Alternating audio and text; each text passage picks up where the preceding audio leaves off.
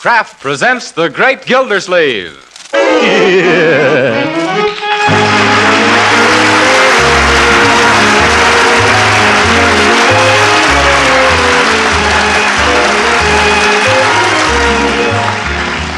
Each week at this time, the Kraft Cheese Company presents for your enjoyment Harold Peary as the Great Gildersleeve, written by Leonard L. Levinson.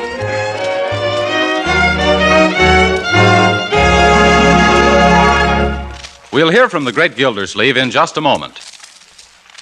But right now, here's a message of very great importance for today's menu makers. I don't know how much you housewives actually know about modern margarine, but there's probably been no time in the history of America when it was so important for you to have the true facts about nourishing, wholesome foods for your family. So I want to tell you about Parquet. Parquet is the new quality margarine made by Kraft, a delicious spread for bread, hot rolls, and toast. Now, of course, the fact that Parquet does taste so good probably accounts for its popularity as a spread in millions of homes. But this is even more important. Parquet margarine is a protective food with exceptionally high nutritional value. It is one of the best energy foods you can serve, and a reliable year-round source of vitamin A. There are 9,000 units of this vitamin in every pound of Parquet. So tomorrow, ask your food dealer for a pound of Parquet margarine made by Kraft. The whole family will like it because it tastes so good, and you'll know that you're giving them an economical, highly nutritious food made to the Kraft standards of quality. Just say Parquet, P-A-R-K-A-Y.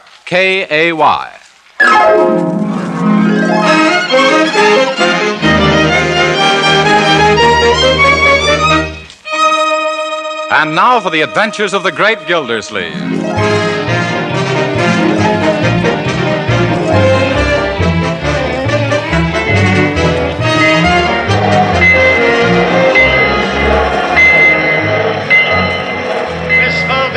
Coming into Wistful Vista. You say this is... Oh, Wistful Vista, where Fibber McGee and Molly live? Yes, madam. Oh, my. Do you think I'll be able to see them from the train window? No, lady, the McGees are on their vacation. Oh. But say, there's a next-door neighbor of theirs, Throckmorton P. Gildersleeve. Where? That portly gent with the mustache on the platform, the one making a speech to his employees. How do you know they're his employees? Because every time he goes away, he gives them an hour off to come down to the station and wave goodbye. Oh, so that's Mr. Gildersleeve. Well, I never thought... And furthermore, I can't tell you how touched I am to see all the employees of the Gildersleeve Girdle Works down here at the station to bid me goodbye. It's indeed... by the way, is there anyone left at the plant? No. What if some orders come in? Who'll take the phone calls? Mert. Oh, Mert, eh? Yeah. As I was saying while I'm away, I expect every one of you to uphold Gildersleeve girdles to the best of your ability. And don't forget our motto. If you want the best of corsets, of course it's Gildersleeve. Very good, TP, very good. Thank you. You'll get a raise. And though it's necessary for me to go away and attend to other enterprises, the one thing closest to my heart is the Gildersleeve girdle. How long will you be gone, TP? At least 3 days and maybe till the end of the week. Before you go, TP, the Gildersleeve Girdle Workers Guild wishes to present you with this handsome leather briefcase as a token of our esteem for you. Yes. For me? I don't know what to say except... Yes, all aboard? Oh, no. Oh, my goodness. Out of my way, everybody. Where are my bags? On the train, TP. Thanks. I forgot to buy a ticket. Where do I buy a ticket? On the train, TP. Oh, yes. Let go of me, boys. Where are you pushing me? On the train, TP. Yes. Goodbye, children. Goodbye, children.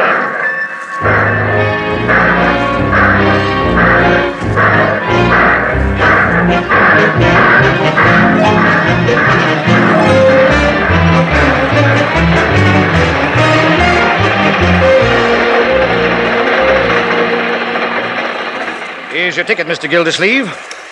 Sorry I haven't any berths left. Couldn't you squeeze me in somewhere? I'll try, though it'll probably be a tight squeeze. Yeah, tight squeeze. Side-splitting, isn't it? Going to be in Summerfield long? Oh, no, just 3 or 4 days. I'm taking over the administration of my brother-in-law's estate. They're going to run it for my niece and nephew. But that's quite involved, and I'm hungry. Which way is the diner? Why, an old, experienced traveler like you should know where the diner is. Huh? Oh, of course. No matter where you are, the diner's always at the other end of the train. See you later.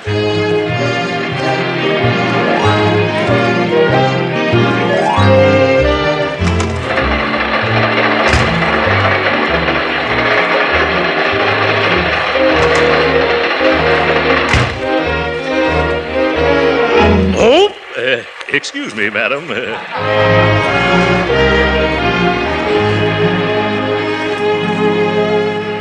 Yes, pretty crowded in this diner. By George, I'm so hungry I could eat the waiter. Yes, sir? Is it all right if I sit at this table? Yes, sir. Sit right down, sir. If this gentleman doesn't mind reading his paper on his own side. I said if this gentleman doesn't mind reading his paper on his own side. Excuse me, sir. Does you mind? Yes, I do. I'm particular whom I eat with. You are, eh? Well, I'm not. I'm hungry. Waiter, bring me a steak. A nice, juicy, double tenderloin rare. Waiter, where's my milk toast? I ordered it 15 minutes ago. Yeah. I'm sorry, but milk toast takes time, you know. And waiter, I want a big, heaping plate of French fries. Yeah, French fries. And a cup of strong coffee with lots of cream. Yeah, I'll get it right away, sir. And bring me my milk toast made with gluten bread, remember? Yes. Bread. Oh, that reminds me. Some hot biscuits and a little pot of jam. Gluten bread toasted and a cup of hot water. And then apple pie a la mode with cheese. Yeah, with cheese. Yeah. I can't stand this. Listening to you is giving me heartburn. It is, huh? Waiter, don't forget the steak sauce, ketchup, piccalilli, and relish. Bring me a glass of bicarbonate of soda, quick. Yes, sir. Right away, sir. I'll be back. Of course, it's none of my business, mister. And don't stick your nose in it. Yes. Well, all right. That's the way you feel about it. I was just going to tell you you're getting your newspaper in the mustard. I don't use mustard. No, I guess you don't need any. But what I was going to say was... Never mind. Okay, I won't say it then. That mustard from your newspaper is all over your sleeve now. I don't care. What? Oh, of all the messes Water only spreads it. You see what I tell you? I'll thank you to mind your own business. What's the big idea jumping down my throat? What do you expect addressing a perfect stranger? You're far from perfect, stranger.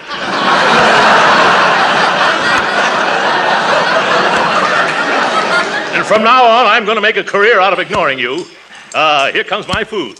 That's pretty snappy service, waiter. Yes, sir. Well, where's my milk toast? Yeah, I'm sorry, sir, but the chef, he's all out of gluten bread. He wants to know would pumpernickel do just as well. No, pumpernickel wouldn't do just as well. And why keep me waiting all the time while you serve this big buffalo the minute he sits down? No, look here, mister. I don't want to look here. I'm sick of the sight of you. The idea. An overstuffed ox like you guttling and gobbling and gorging yourself like an ostrich. I've got a bad case of indigestion already just from looking at you. Why, you dyspeptic little dodo. Just because you're mean to your stomach and your stomach talks back to you, you bellyache. Excuse the expression. You're not suffering from indigestion. You're just green with Epicurean envy. I won't sit here. Here's your bicarbonate of soda, mister. Take it away. I need something stronger than that now. I've got some pills down here in my briefcase. Just a minute there. What are you doing with my briefcase? Your briefcase? This is mine. It is not. My employees gave it to me just this afternoon. Take your fat paws off of my briefcase before I... Before you watch, you dried up little crabapple. Now, wait a minute, gentlemen, please. Let go of my briefcase. I will not. It's mine. Why, the idea Give is... it. Yes, Now, ma'am. waiter, did you see anything of my briefcase? I left it... Oh, you gentlemen have it. Thank you so much. Well, for that...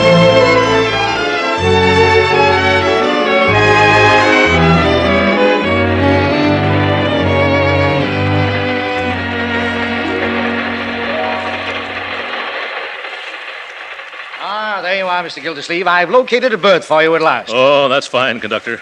I was getting tired of sitting around here in my pajamas. Where is it? It's upper 9 in the next car. Upper 9?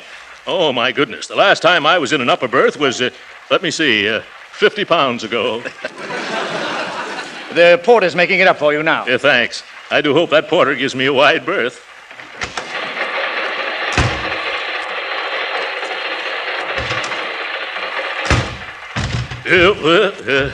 It's so dark in here. Oh, porter! Porter! Quiet! Oh, excuse me. Must be sleeping. Oh, porter! Yes, sir. Have you got upper 9 ready yet? Yes, but I didn't anticipate no gentlemen of such ample proportions. Yeah. Well, maybe I'd better take a ladder. Yes, better take 2. They're small. Well, all right, come on. Yes, here we are, right up there, sir. Up there? Oh, my goodness. Hold these ladders steady, porter. Remember, if they tip, I won't. Yeah, sir. Now be careful, mister. Train's coming to a sharp curve pretty soon. When? Then. Oh! Hold on, mister. The ladder sliding. I can't hold on. I'm coming down. Look out below. Ooh! No! What hit me? Oh, my sacrilege. Yeah, mister. Let me help you up. I don't want to get up. I want to sleep. Not you, mister. The man in the upper. He's now in the lower. And where am I? You're right here, brother. Get off of my poor stomach. Who is it? Huh? Oh, it's you. What are you doing sneaking into my berth? I'm not sneaking into your... I'm not sneaking. I'm trying to climb into bed. I'm your upstairs neighbor. Isn't that nice? I hope that swinging shelf snaps shut on you. Oh, yeah? If it's going to swing, I'll see that it swings your way. And if I land on you again, brother, you'll spend the rest of the night sleeping in the roadbed. Oh, quiet. Let me go to sleep. Okay, Grandpop, unpleasant dreams. All right, Porter, give me a leg up again, will you?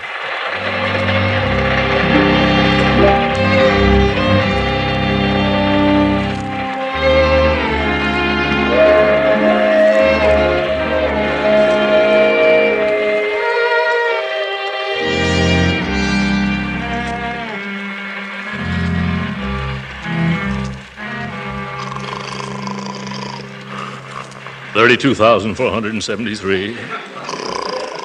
32,474. 32,475. Oh, my goodness. 2 o'clock already and still not a wink. Yes, 32,476. 32,478. Oh, what's the use? There was only some way of stopping that buzzsaw down there.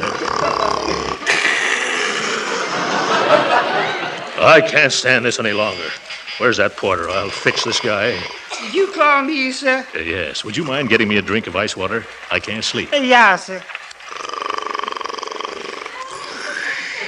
Yeah.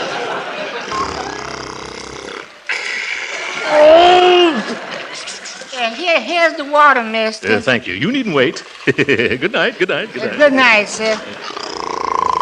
Yes. Now, if I can hold this cup in this hand and open the lower curtain with it. Ah, I've got it. Yeah. Steady now, Gildersleeve. Ready. Aim. Oh, no! What was that? Porter! Porter! What is it, sir? Shut this window, will you? It's raining right in on my face. Quiet! Can a man get any rest around here?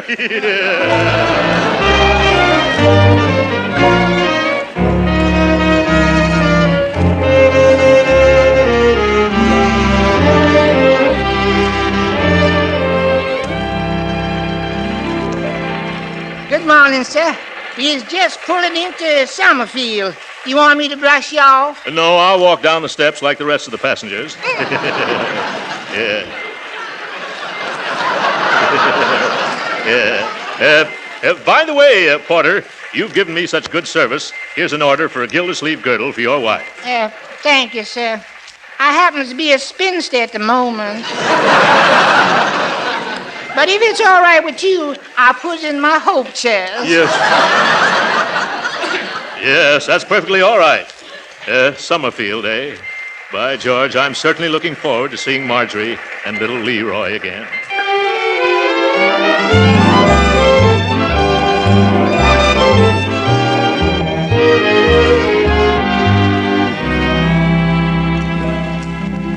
Why can't I, Marjorie? Huh? Why can't I call him TP like they do down at this foundry? It isn't a foundry, Leroy. It's a... Oh, never mind. It's nothing that concerns little boys. And I'm sure that he will prefer to have you call him Uncle Throckmorton. Oh, shucks, you can't go around calling a big, tough guy who runs a steel foundry Throckmorton. It's positively derogatory. It's derogatory. Yeah, it's that, too. Leroy, who told you Uncle Throckmorton was in the steel business? Nah, you thought you were so smart. I saw one of his letterheads. The Gildersleeve Girder Company. Oh, yes, the Gildersleeve Girder Company. Gee, he should be here by now, shouldn't he, Marjorie? Now, don't you worry, Leroy. Just as soon as his train arrives, Mr. Wills will bring him here for breakfast. Oh, I wanted to go down to the station, too. I know, but Ted has to discuss all the legal details with Uncle Throckmorton before we go to court. Say, you're getting pretty darn stuck on that Ted guy, aren't you? Why, Leroy Forrester, I am not. Ted Wills is merely our lawyer. He is not. Williams, Willies, and Wills are our lawyers, and Ted's nothing but the tail end. Well, he's young yet. You just give him time. Oh, there you go. Oh, say, how's if I should call him Uncle Morton? Call who? Oh, Uncle Throckmorton. Well, I don't think he'd object to that. Wait, I can do better than that. How's this? Uncle Mort. Who's that? Uncle Mort. I'll answer it. Well, I'll bet this is little Leroy. Hi, Uncle Mort. Hi, who? You, Uncle Mort. You don't mind if I call you Uncle Mort, do you, Uncle Mort? No, not at all. Go right ahead. Uncle Mort, eh? I like that. And this is Marjorie, Mr. Gildersleeve. Marjorie, eh? Come here, my dear. My, how you've grown.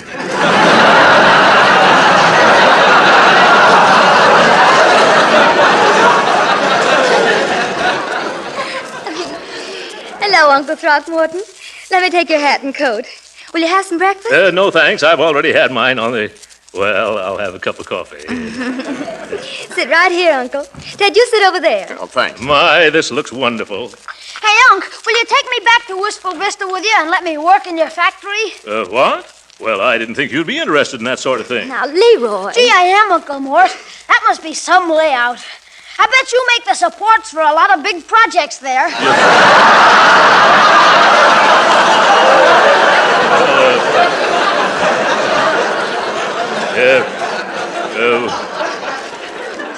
We don't turn out anything much like... we sort of confine ourselves to foundations. Yeah. Say, I'd like to go along sometime when you install some of those foundations. I don't handle...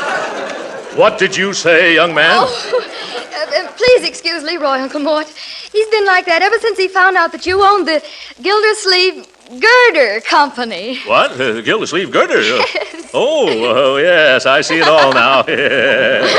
Yes, a bright boy. Gee, Unc, do you ever have to slug it out with any of them tough steel workers of yours? No, I never do. You don't, huh? Well, of course, there have been times when I've had to put more snap into their work. Yes. Once I was so angry, I picked up a badly made foundation and bounced it right off the foreman's head. You did? Yeah. Oh. Now, Leroy, let your uncle eat his breakfast. Yeah. Have some toast, Uncle Mort? No, thanks. Speaking of toast reminds me of an amusing incident on the train last night. You'll enjoy this, Leroy. When I went into the diner, the only empty chair was at a table with a sour little crab. And you should have heard that little rat yell when the ice water hit him in the face. Yeah. Well, it's time we leave for court, Mr. Gildersleeve. It is? Come on, kids. This won't take long.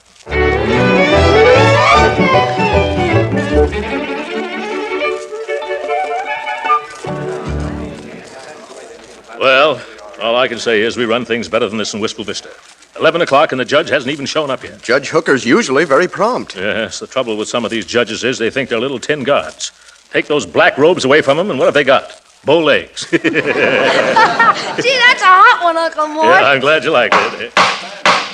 Everyone rise, please. Ah, at last. Superior Court, Department 25, the Honorable Hibbert H. Hooker, judge presiding, is now in session. Be seated. Sit down, Uncle Mort. Thank you. Oh, my goodness. Who's that man sitting in the judge's chair? Why, that's Judge Hooker. Judge Hooker? That's the man in the lower berth. Throckmorton P. Gildersleeve for appointment as Administrator of the State of Ray Forrester. Oh, that's us.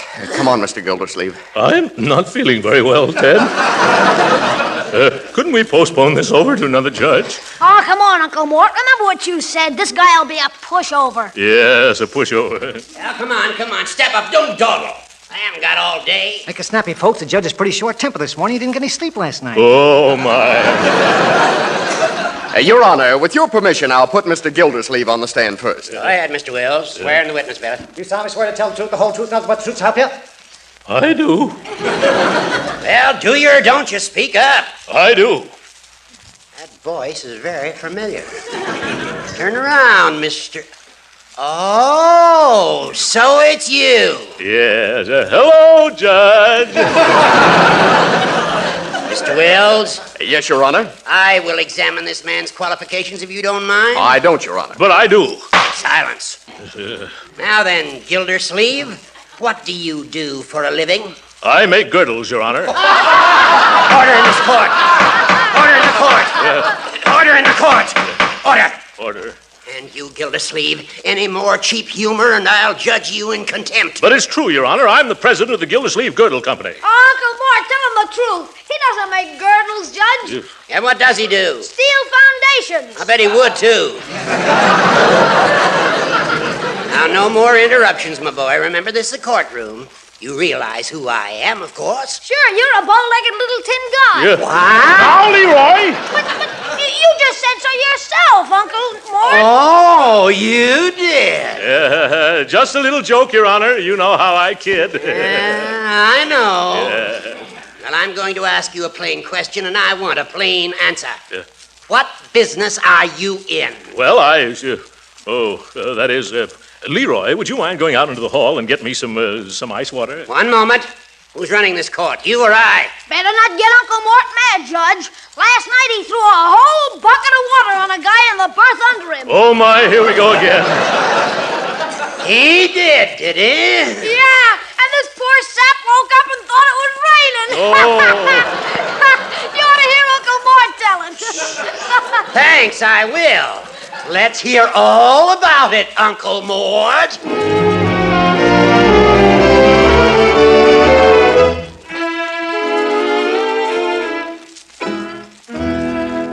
But, Judge Hooker, it's after 5 o'clock. This poor man's been on the witness stand all day.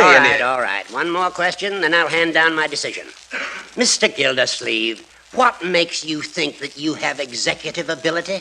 Well, I have a large staff of my own, and through years of experience, I know the proper relationship between employer and employee. Your Honor. Yes, Mr. Wills? Our firm has thoroughly investigated Mr. Gildersleeve, and we're satisfied as to his qualifications. Mr. Wills, I have great respect for you and your associates.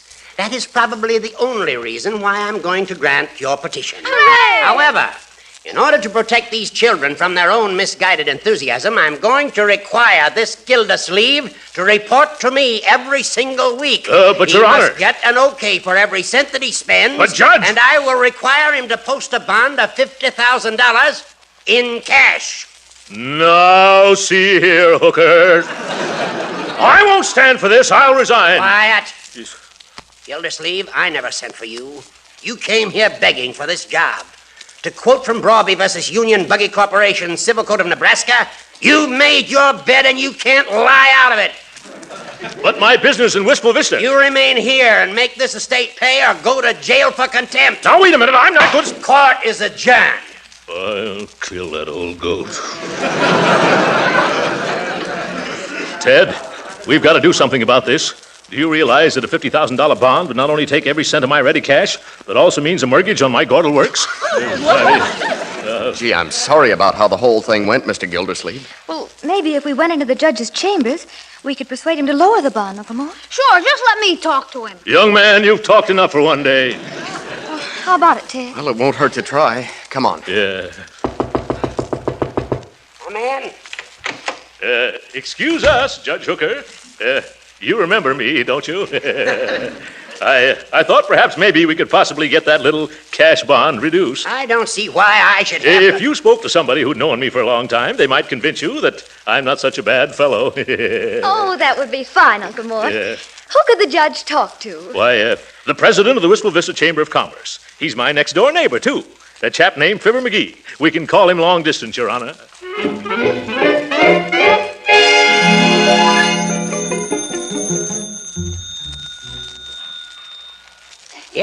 Yes, I see, Mr. McGee. Yes, I'm glad you put me straight on that. Yes, I knew my little chum would set me in right. That's a very good point. Leroy, I want you to meet McGee one of these days. There's one of nature's noblemen. I guess you've made up my mind for me, Fibber. Fibber. Hold the phone a second, and I'll tell him.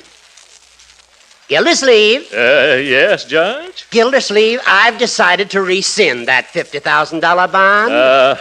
I knew that would happen if you spoke to my little pal. Yes, after talking to McGee, I'm going to make that bond $100,000. What? Give me that telephone. Hello? You're a hard man, McGee.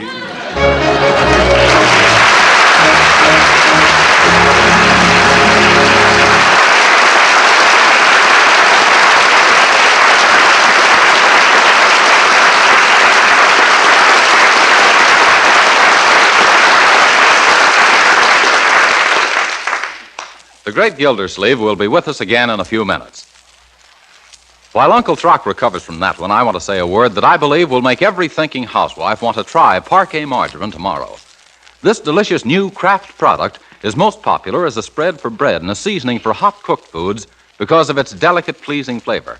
But the same qualities that make it so good for table use make it an extra fine shortening for baking. I say extra fine because it has all the qualities of an ordinary shortening, plus fine flavor and added nourishment.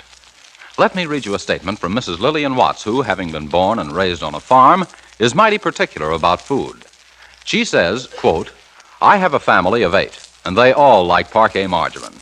I use it in various ways: cakes, bread, muffins, biscuits, soup, spreads, and other ways too numerous to mention. Thank you 1,000 times for this wonderful product." End of quote. Now, that's a mighty enthusiastic statement. But you'll be just as enthusiastic once you have tried parquet. It's so delicious, so nourishing, so grand in every way. Tomorrow, be sure to order parquet, the economical spread made by Kraft. And remember, every pound of parquet margarine contains 9,000 units of vitamin A.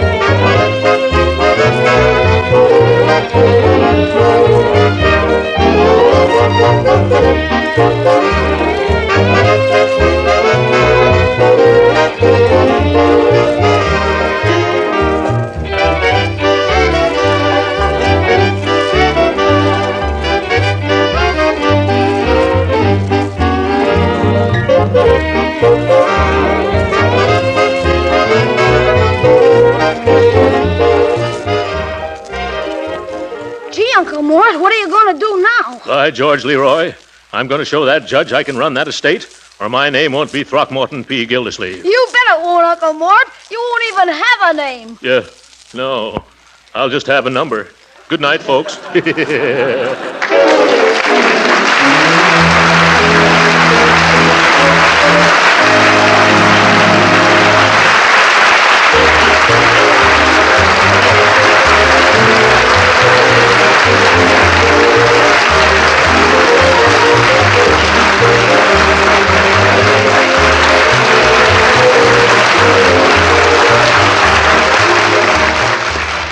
Original music on tonight's program was composed and conducted by William Randolph.